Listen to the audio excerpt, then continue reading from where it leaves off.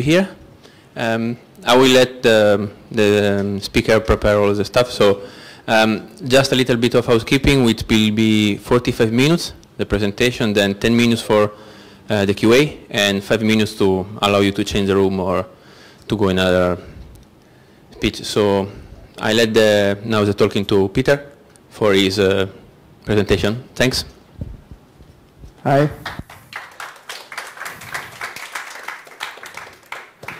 I'm Peter from Hungary, and I'm going to have lots of code on my slides. I'm going to talk about some advanced topics in Python. It's not something particularly new. I could do 95% of this code in Python 2.4, 100% on Python 2.6, and of course, maybe 100% on most current Java. And C# also has that features nowadays. So I'm going to talk about method restrictions, which those Java and C# and some other languages already have. Python doesn't have them, but it's possible to implement them using existing language features, decorators, and meta classes. How many of you have used or have seen decorators? So seen. How many of you have used decorators? Okay. Seen meta classes? Used meta classes? Okay. So it's the right audience. I don't use meta classes too often because they are some lesser known and esoteric features, and it's easier to understand the code which doesn't contain meta classes. So my goal here is to have an implementation which uses meta classes, but the user, just to have this abstract and final and override in their code, they don't need to understand anything about meta classes. Only it's just an implementation detail. But let's start from the beginning.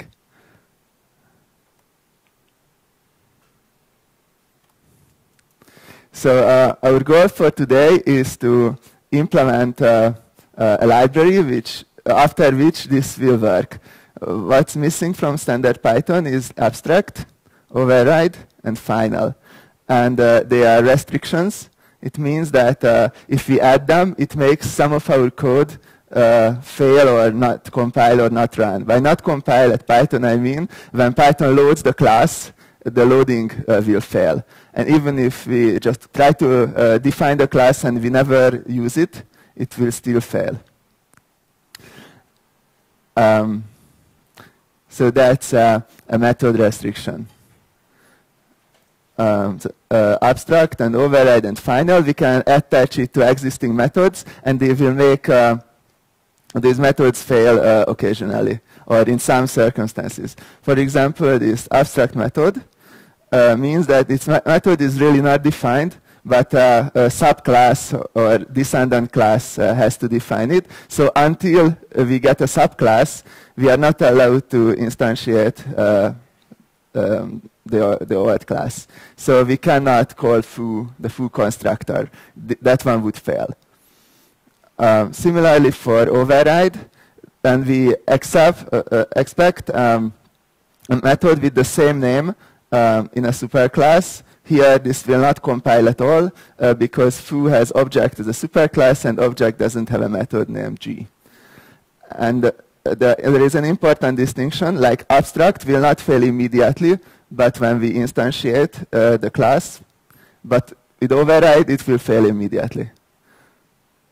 And also, if we declare it final, but we have a subclass or a descendant class deeper in the hierarchy, sorry about the uppercase letters. These should be F and H should be lowercase. In this case, it would work, but if I change it to lowercase, then since H is final in the parent class, this class definition of bar would fail. So that's our goal for today, to implement this in CPython without changing any .c file. So using only decorators and meta classes. But there is a long way. There are like 23 slides left. And there are some other goals like having fun, like using obscure concepts to solve simple problems in a least obscure way is at least fun for me. So I was having fun while discovering this method of method restrictions and trying out several other options which didn't work, or trying out some option which failed too late, and finally coming up with this design. Also, it's possible to have some fun in the future. If we learn all these techniques, perhaps we can use these decorators and meta classes to solve other problems. But at least I shouldn't use it to solve every problem, only if it's justified, especially for meta classes. So that's the plan for today. And all the motivation is for that is bug hunting, like finding the bug and fixing the bug. And finding the bug is usually harder because the bug can be anywhere. So if we can use all these tools, like some of them doesn't make sense in Python, or at least by default, like there is no compiler, but this is a generic list for all programming languages, that there are many different tools, also many different processes, like we can ask our friend to review our code, or we can read the documentation, and if the documentation has a red warning not to do something, then and we shouldn't do it. But it's convenient because most people don't read the documentation. If the code or the superclass or the library superclass has some declarations which will prevent our subclass from working if it's not supposed to do so. Some kind of runtime checks and compile time checks are always better than a documentation because it fails early and hopefully it gives us a useful error message. But even if it only gives us a useless error message, we already know that something is wrong and we should design it differently. So there are many ways for that. In my talk, I will use two methods. Or I will describe them. Is one of them, or some of them will be a runtime, but I try to have implementations for compile time checks if it's possible. Because the earlier we find a bug, the cheaper it is to fix. So we should find it as soon as Python has found the class which is incorrect. That's it. But as a general hint, don't underestimate the linter. So if you can get any static analysis on your code and it works on the scale of your code base, try to get warnings from the linter or some other maybe type checking warnings that can also give a huge boost to your early findings of bugs. Like there are with high probability, or for the small cases with simple cases with high probability, those name errors and attribute errors can be found automatically. But I'm not going to talk about these anymore. I'm going to talk about method restrictions. Yeah, and first let's solve an easier problem. Let's have a function restriction. So I restrict my function, so it must not have any side effects. It's called a pure function. So this median computes the median of a list.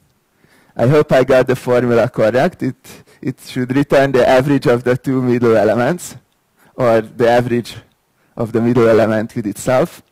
But let's suppose that this formula is correct. But maybe there is a bug in the implementation which tries to use some global state, for example, importing modules, or accessing a global variable, or printing something, or modifying a global variable.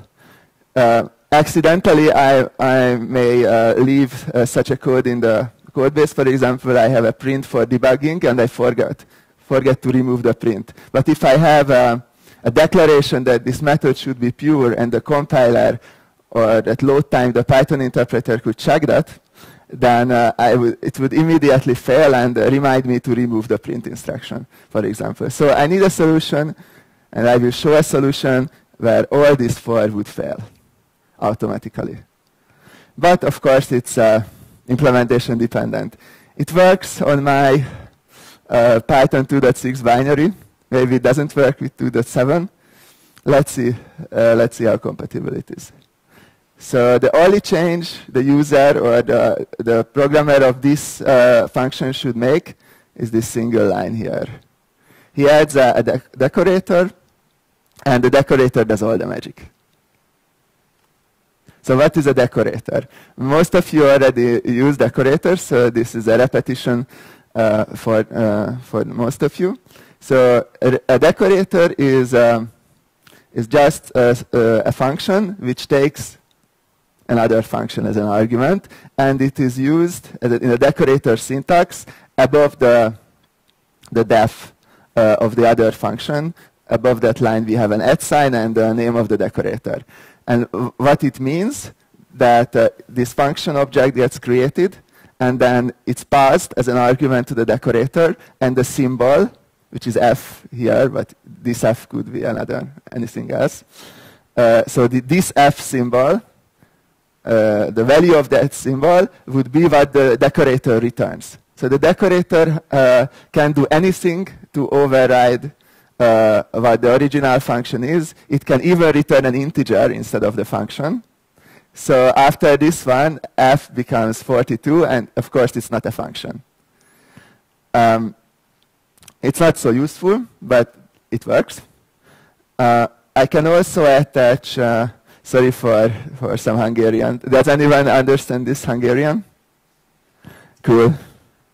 And 2.6 is missing from here. So it is possible to attach decorators to classes as well with the same syntax, and it will receive the class as its first argument since Python 2.6. And it's possible to have a decorator syntax with arguments, and then it takes the arguments, or maybe it should be the other way around. So soon you will get some updated versions of the slides. This should be f and this should be x, y. So the decorator, no? No. So this one calls this. So this should be x, y. I can keep it like this and it's correct. Or something. Yeah, and it returns a lambda, which will be called on the function g, and it will return the multiple of 5 and 6 instead. So we have parametric decorators with these nested functions or lambda syntax. So that's all we have to understand about decorators. That's all they can do, and that's all the syntax we have since Python 2.4 and Python 2.6 for classes. How many of you know about the static method and property decorators?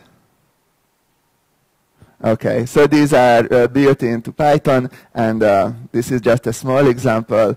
For static method, I don't need the self here, and I can call it like this. Sorry for the basics. This is the green half of the presentation. And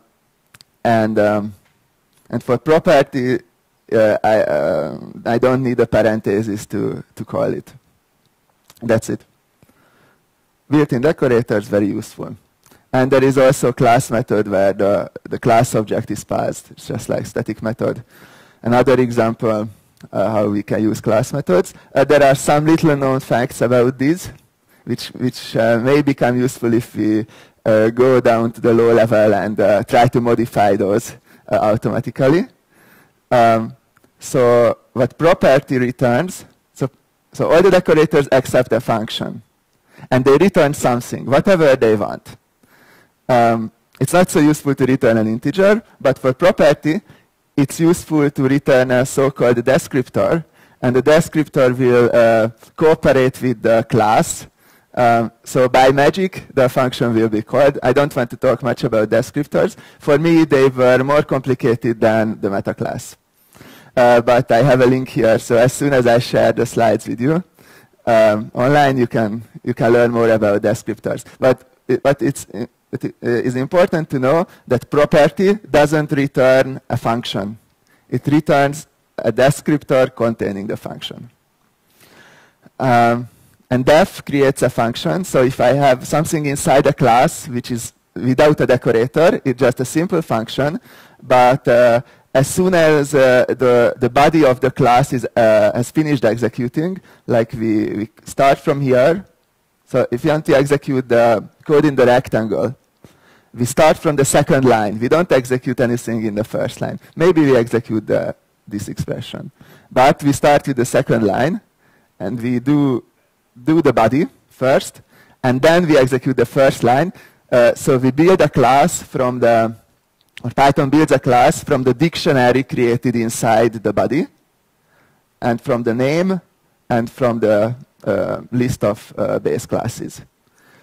And at that time, when Python builds the class, the class object, at that time, these functions not these, but this function created by def will be wrapped into an instance method object. So the instance method contains the function. That's necessary. So when we call the method, the instance method object takes care of prepending self as an argument. So when we call it, we don't have self inside the argument list, but the instance method knows about that, and it moves self and calls the function with self in the argument list. That's a implementation detail or a small abstraction. So we have to know about the def creates a function, and the class creation wraps it into an instance method. And static method, there is no magic here, creates a static method object which contains the function. Class method creates a class method object. And these static methods and class methods are not wrapped at all because they are not functions anymore. They are static method and class method objects. That's it. Implementation details. I learned it the hard way. So now we are ready to propose a solution for the pure decorator. I renamed it to RT-Pure to indicate that it's a runtime decorator. So if we don't call this function at all, we will not get an error message at all, even though it's non-pure. So we have to call it first to get the error message. This is why it is runtime. Does anyone understand this code? Raise your hand. Okay, then I explain it. So what I said before, pure is just a decorator, but the magic is happening inside. So the last line is the easiest to understand. Type f is the function type. So with this, we call a type. So we create a new function, and that we return it. So we don't return the original function, but we create a new function which has this restriction applied to it. And we create a new function with the same code as the original, with different dictionary of global variables. That's the interesting part, I will tell later.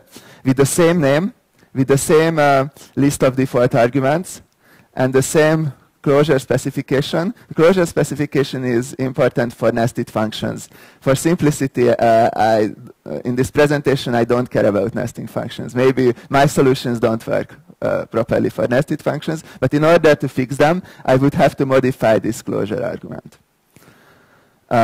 So the only change I made in the function is I declare, or I pass a different global variable dictionary. If I pass an empty dictionary, then none of the global variables would be available to the function. If it creates a global variable like this, or modifies a global variable, it would work, but it will have no effect on the real global variables, because it's a new dictionary. We could improve this. It would be better if it failed, but at least it has no way to affect the global variables. Okay, so what's this built-in doing? Why isn't this dictionary empty? Because I wanted to be able to use the len function, which is a global function. More specifically, it's in the built-in dictionary. So there is a rule. The rule is the following. If there is a symbol in the code, first, a local, it is tried if it's a local variable. It's not a local, then the enclosing scopes, like the nested functions going up, are tried. If it is not there, then it's tried as a global variable. And if it's still not there, it's tried as a built-in variable. The built-in variables are in the built-ins dictionary of the global dictionary. So this is the last position where it's tried, and all len and min and max, what else do we have? Map, things like that are in this built-ins dictionary. So I just create a built-ins dictionary. I just create a module. Sorry, it's a module, not a dictionary. This is a fancy syntax for creating an empty module. Then I update its dictionary from the real built-ins dictionary. I take it from the original functions built-ins dictionary. And then I remove the import symbol. This import is a function which will be called for each import statement. So in this global variable dictionary, it will not contain any global variables except for the built-ins dictionary, which contains all the built-in functions except for import. That sounds good. So the import will fail with import error. This will fail with name error because the answer is not there in that modified dictionary. Unfortunately, print is too smart. It will just work, and I would prefer a solution which will make print fail as well. But this one just lets it go through. And it doesn't restrict inner functions properly, like nested functions. And it's a runtime solution, so it doesn't fail until we call median. So we need, okay, any questions about this solution? Is it a type of black magic or white magic? So I can tell you a story about this. I have like 23 minutes for my story. So I made my master's thesis by localizing TeX, like LaTeX, to Hungarian. Localizing mean is to typeset Hungarian text. I didn't change the command names to Hungarian. That's Microsoft Excel. So to get the spacing right, the formatting of the table of contents is different from English, things like that. And the original implementation, which was buggy, it was 23 kilobytes. And my implementation was 250 kilobytes. And it had quite a lot of good characteristics, like it was compatible, it had more features, things like that. But you don't want to look at the implementation. And this is pure beauty compared to that. So I think I'm not the right one to ask about code beauty. But what I can also say, I would not do this at work until, or at least not without lots of comments. So this, you had the comments in voice here, but regularly I discourage everyone from writing those, except for this one implementation.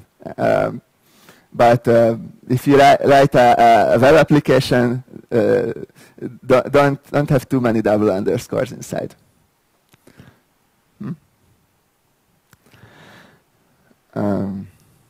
Yeah, but I wouldn't mind this as a library, properly commented. Okay, so here is the real solution. We can vote which one is uglier. But at least this one has technical advantages. This one works without calling the function, so it's compile time. Does anyone understand it? Okay.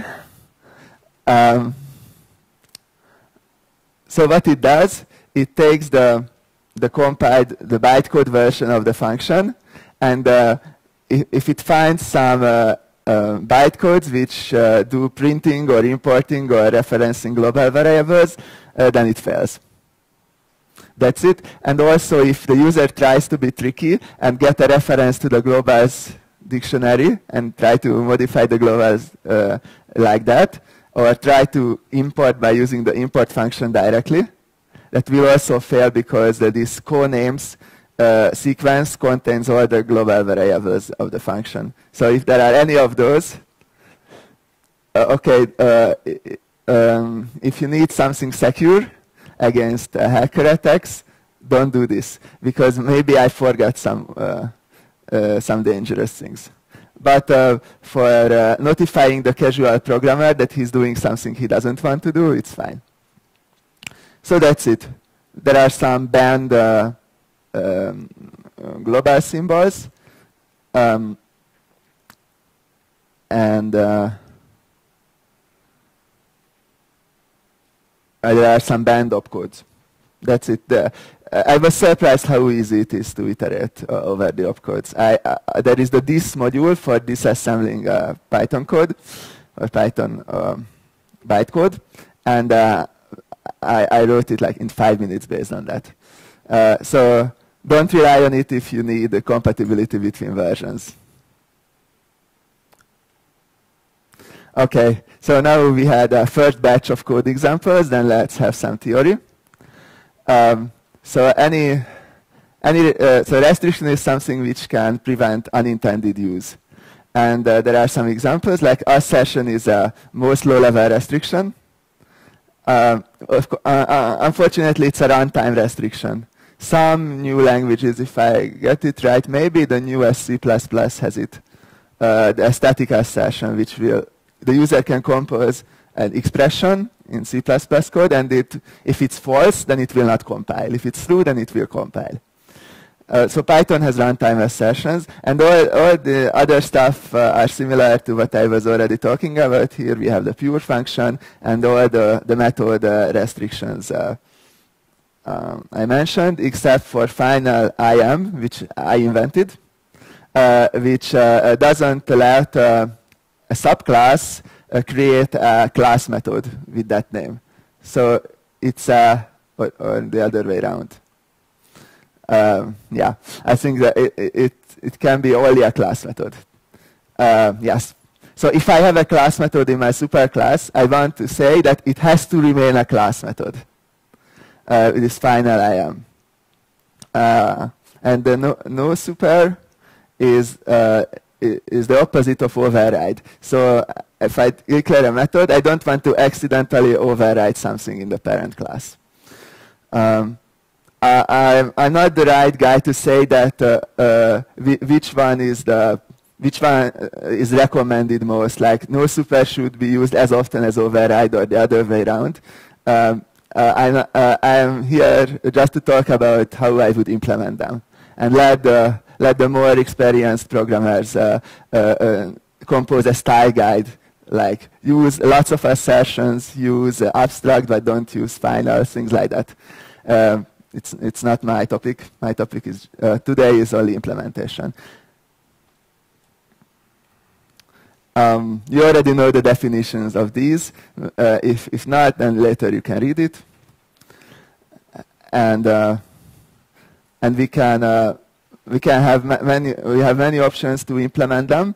We can just add comments to our code. Python will completely ignore them, and we can write or modify a lint tool, which we run over our source code, and it will understand the comments and it will give us warnings. That's one option. Or instead of comments, we can add syntax elements, like a decorator which just returns the function. It's just a no-op. But at least it's not a comment. And the lint tool will detect it. And we can have some runtime checks, like some assertions. Or if it's possible, we should make them fail at compile time when Python loads it. That's it. I try to aim for this one in my talk, and if it's not feasible, then this one. So compile time first, otherwise runtime. So abstract class, which is not abstract, abstract class says you are not allowed to create an instance of this class, no matter which methods it contains. So abstract class, we can implement it as a class decorator. So we just take the original class, and we have our own init method, which we override the original init method. And our init method says if it's the same class as abstract class was called with, then it's a runtime error to create it. And runtime error is perfectly fine for this.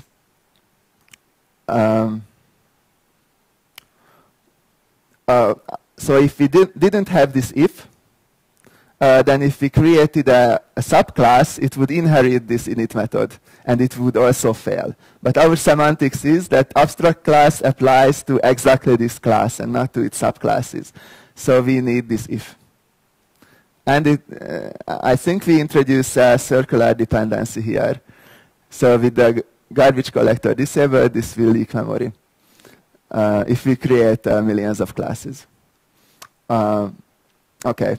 But at least it works. And there is nothing surprising here. Just a little bit surprising that we can override init and we can call class method this way. But of course we can call it, it's a decorator. So we can call it as a function. Yeah, and it does what we want at runtime. Unfortunately, this approach will not work for abstract and final because there not only that we want to affect the descendant classes, but we also want them to fail at compile time. So we want to fail when the class is created. And for that, we need the meta class. So the meta class is the second concept I'm introducing today. The first one was the decorator. And the meta class, this is just an example, but the meta class is can be thought as a callback which gets called when a class is created. So that's how we can insert our extra checks at class creation time. So when is the class created? I already told that. After the body of the class has been executed. So the CLS, we should just ignore. This is just syntax.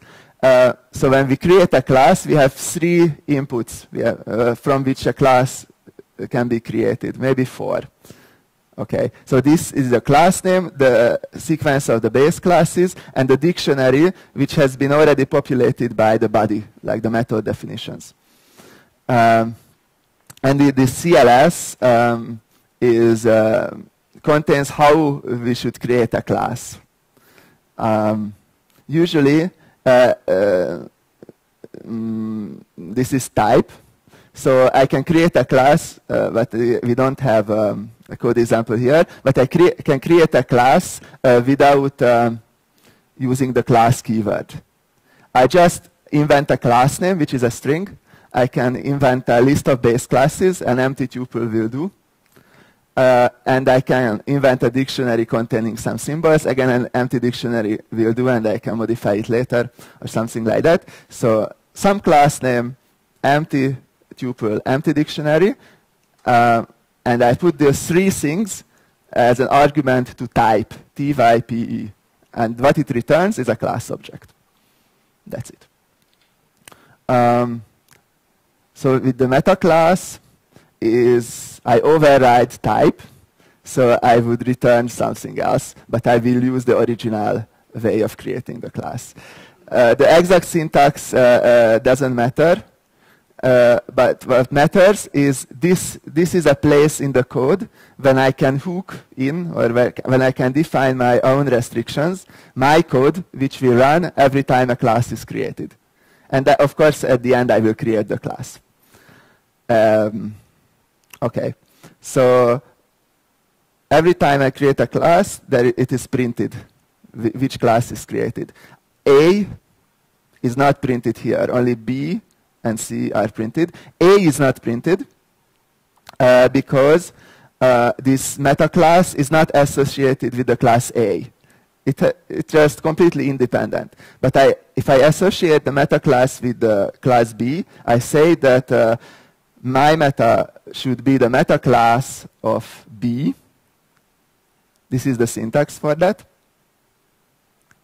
Then this will be called when B is created. And since C inherits from B, it will call it for C as well. This is very good news for us. So we can set the meta class in the base class, and it will affect the creation of every subclass. This is what we want for a final and abstract.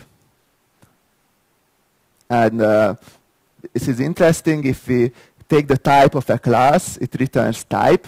But if it has a meta class, then it returns the meta class. Yeah. So the only thing you have to remember, not the syntax because you can copy paste it, the only thing you have to remember that you can have your own hooks, your own code hooked in every time a class is created, which has declared that it wants your code.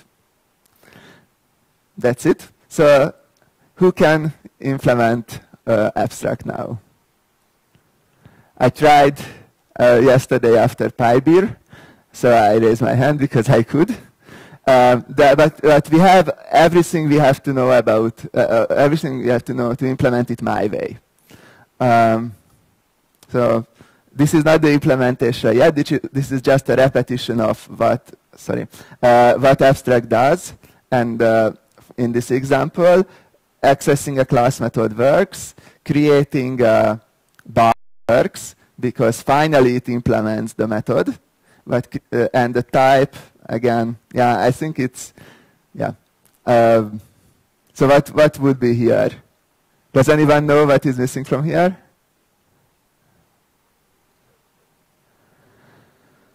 So the type of a bars object is bars, and the type of bars is either this type or a meta class. So something like this will be missing here. That can be a type of a class. Anyway, I will add it later. We can print its type, but we cannot create bar or foo because they don't have this method implemented. That's the goal. I have 2 slides to implement this goal. The first slide is easy. The first slide, we just create a decorator for abstract, and the only thing the decorator does is to add an attribute to the function. So this def eat will have a symbol like eat.isAbstract equals true. This is just some metadata which we will process later to figure out if it's wrong. We just recorded that this should be an abstract function in this case. This is easy. And then we return it. What we have in the middle is the magic. It's a little bit of magic. We take the calls, the traceback, the stack trace, and we go 1 frame up. So we examine who called us, who called abstract. Who called abstract? The body of foo. In the body of foo, we assert that there is a symbol named module. When a class is created, there is a symbol named module there. So that abstract is not allowed to be called from random locations. This is just self-defense. Afterwards, we try to get the meta class attribute. If we can't get it, then we will use type. And we asserted that it's either type or checker meta. Checker meta I will define in the next slide. So if in this class named foo, I didn't add the meta class at all. There is no __ meta class here. But there is the decorator. And the decorator runs. And the decorator accesses this dictionary. And the decorator will inject the meta class. Otherwise, if we didn't have these lines assigning meta class to checker meta, then the user will forget about it, and the check will never run. So we don't want the user to forget about anything, because it tends to happen anyway. So we don't require that. The abstract will take care of that for injecting a meta class. And that's it.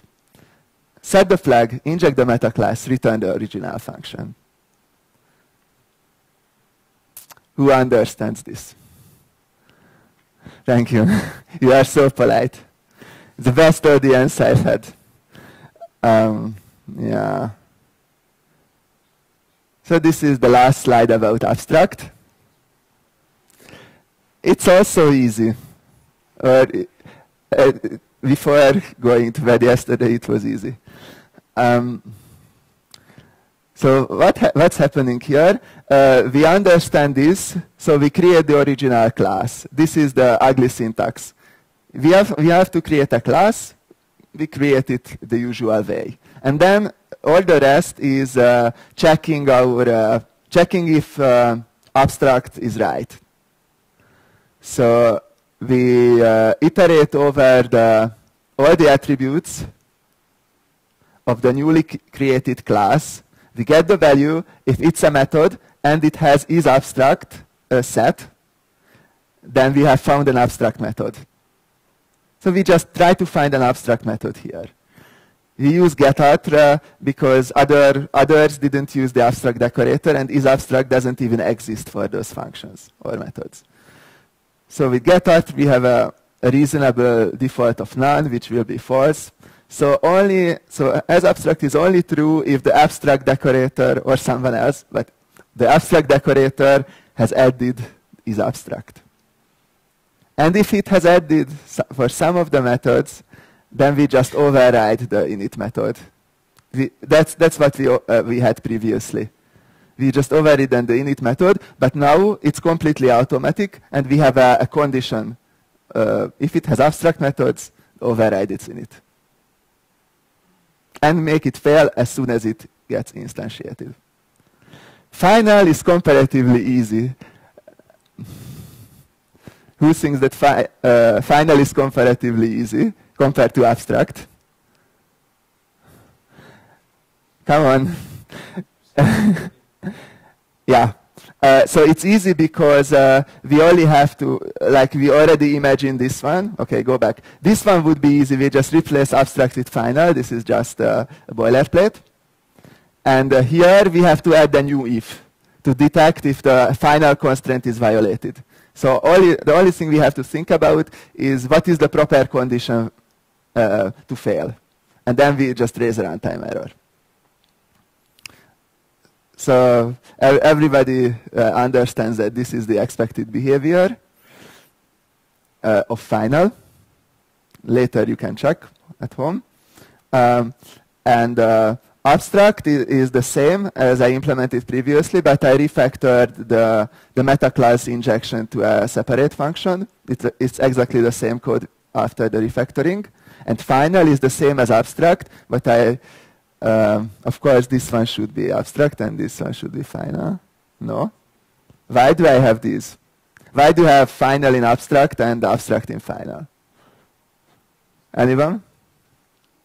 Yeah? Because you cannot have both. If you have final methods, it means that you must not override it. Yes. If you have abstract, you must override it. Yeah, these are contradictory.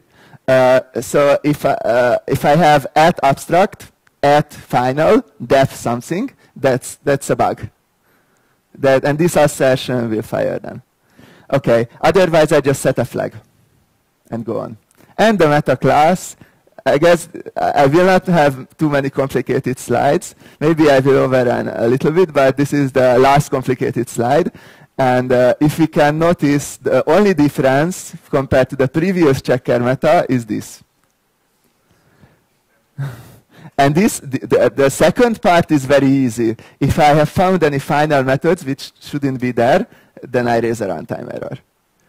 And the first part is complicated, but I think I can understand it.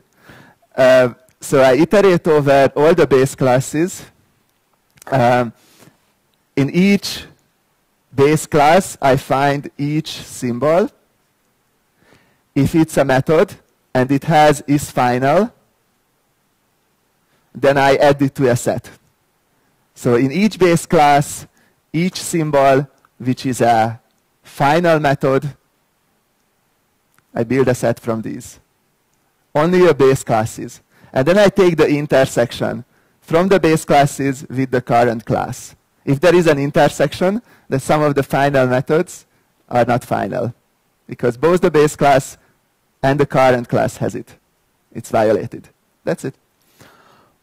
You can check later. So, and if you have the HTML, then you can click on the link and you can download the implementation which has all these concatenated, and it has some smarter error messages. Things like that. The only thing remaining, I hope.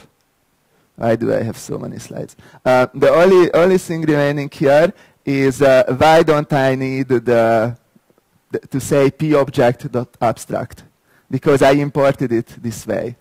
But even if I don't want to import it because I have 1,000 .py files and I don't want to add this import to each of them, I want it to have as a language feature which doesn't have to be imported, then I just add it to built-ins. I import it from one of the Python files which runs first, add it to the built-ins, and it's available everywhere. So Python does have global variables. It's called built-ins. Yeah. And the homework is to implement override, which is comparatively very easy, since we have already have 2 implementations. And the others are even easier. I'm done.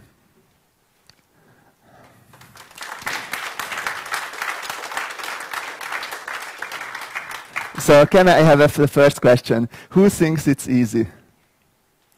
Thank you. At least now I think it's easy, because I have done it a few times. But it's only practice. If you feel like you didn't understand it, or you understand it but it was too much, the first time you start using it, it will build up in your mind that it will be easy. Sorry if I couldn't make it easier. And now you can ask questions. Yeah. Any question? Hopefully, yeah. Okay. So the first, the second, and the third one.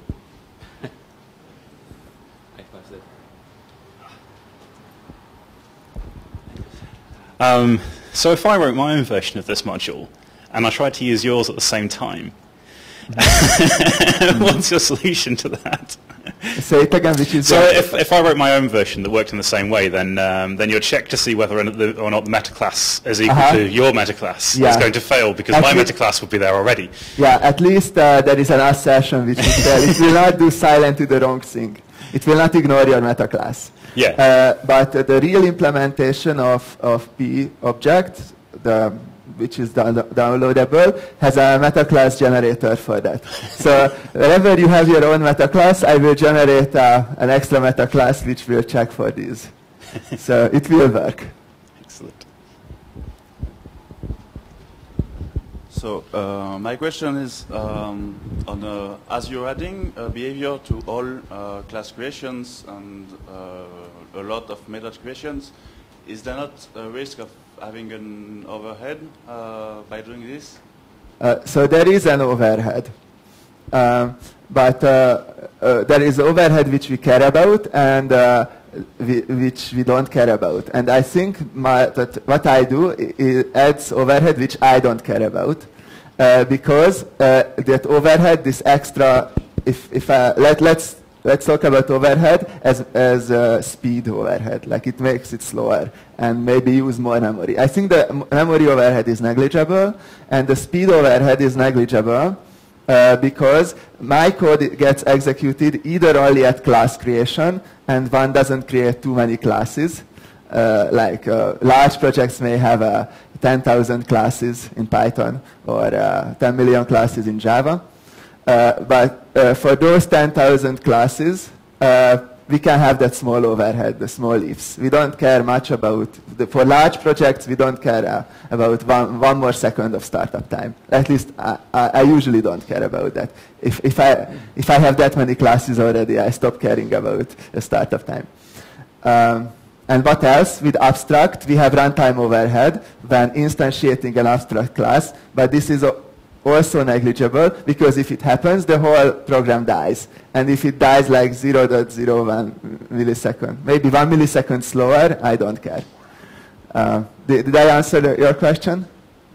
I was more fearing the __new function which iterates over all bases and takes all base methods, makes subsets and conversions. So if maybe it can be quadratic. If we have a long hierarchy and each class in a hierarchy checks all its bases, or the n square or things like that, and if we have a 10,000 classes, then it can become slow. So I agree with you that we may want to introduce some caching or things like that if it becomes a problem. It's definitely worth an extra to-do line in the code. Yeah, hi. I had a question about the abstract implementation. Perhaps it's obvious, but I didn't really get it. Should I? Yeah, I think we can look at it if it's possible. Which one? The long one or the that short one? one? That one. I was just wondering why you didn't go out early from this. If I don't Yeah, I can add the break here. From this one, yeah, I'm just wondering. Yeah. Why do you want to collect them? Because yesterday after PyBeer, I didn't care about performance. Yeah, okay. And also, I didn't want to make the slide longer, but that's a perfectly valid point. It can be easily made faster. I was wondering if there was a reason. Okay. No, you didn't miss anything. Thanks for the tip. Yeah, Arabi. I give you this. Would this be easily extendable to check for the same signature? Easy is a subjective category, but Python has reflection. Like for each class, each method, each everything, you can figure out what's inside. And for most of them, even for code, you can dig in the bytecode. So the information about the signature is there. And whatever information is there, we can use it in the code we write. So I don't know if it would fit on one slide. I think I could squeeze it by using single character variable names. But for 2 slides, I'm sure that I would be able to do same signature checks. By the way, the same signature check is very useful. There is a lesser known use case for that. So let's suppose we have a superclass with a single argument method and a subclass which overrides the single argument method with its own implementation. That's normal. But it renames the argument. Same number of arguments, different names for the arguments. And then the caller uses keyword arguments to call the method. I guess that was one use case you thought about. And in that case, we want it to fail because we cannot implement the same contract if it's a different keyword argument. At least the author of the subclass should know about it. Thanks. Any more question? Yeah, Harry. Have you looked at the other tools, I mean, for static analysis, if they support something like that? Because this still fails when you try to instantiate a class. Mm-hmm. But, for example, Pylint can find the error even before you actually execute a program. So is there any possibility of tagging the stuff and let Pylint do this resolution? Mm-hmm. So if you add these let's go back to the second slide. If you add these decorators and add functionality to Pylint, then all the information is there for Pylint to check. Maybe it doesn't know as many runtime variables, so it may miss some. So with its static analysis, it's not perfect. But if the code is as simple as that, all the information is there for Pylint, and it's possible to extend it. And I would, and in this case, abstract would be abstract def abstract f return f, and Pylint will do the verification, and no meta classes. But you had something wrong about my implementation. My implementation of abstract and final and all the others, but I didn't show that to you. Those are similar. Fail as soon as it's technically possible. If it makes sense to fail at compile time or load time, they fail at load time. If for abstract, until you instantiate it, it's not an error. So for abstract, by definition, it fails at runtime. Others fail at compile time. So in this lint can be an improvement if it's a static analysis because it fails earlier. But in this case, it's not a big improvement because it would fail at startup time anyway. Okay, so we finished the QA session. So thanks again for your participation and to the speaker. As a reminder, maybe you want to participate to the coding challenge because there is a MacBook Pro, if you want it. And for the poster, the place for the poster is the main room for the author. Thanks.